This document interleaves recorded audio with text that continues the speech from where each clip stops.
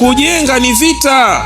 Wako wazazi wetu wamefariki vijijini huko, tuliwajengea wakapata paralyzed. Vita. So kila unayemwona hajamaliza ujenzi alipenda. Hapana, tofali zinakaa mpaka zinakuwa za kijani. So mzembe yule anataka kwenda site, anashindwa. Akipata hela limetokea hili. Kumbe watu washachukua udongo pale site, wamefunga kule mkoani kule. So walituaibisha kule, wakasema hatutaki taa. Viko vijiji havitaki mwanga, taa. Watawangaje? Mnaanza kuleta mataa. Viko vijiji havitaki barabara, mpaka leo vinazuia barabara. Kama wanaigomea serikali, wewe unataka kuweka kiwanda pale. Ndio maana wengi wao wanakwenda kwenye madini wanakufa, wengi wao wanakwenda kwenye dhahabu wanakufa, sababu wanakwenda kwenye vita. Kilele mama, kitoto. Mtu anayekwenda vitani anakuwa amejipanga. Hakuna mtoto anazaliwa anacheka. Unazaliwa unafanyaje? Unalia. Umekuja vitani. Hakuna anakwenda vitani anacheka. Ukitaka kumjua nesi ni mjomba wako au shangazi yako, zaliwa unacheka. Zaliwa ulii. Unatakiwa ulie. Hii ni dunia ya maumivu.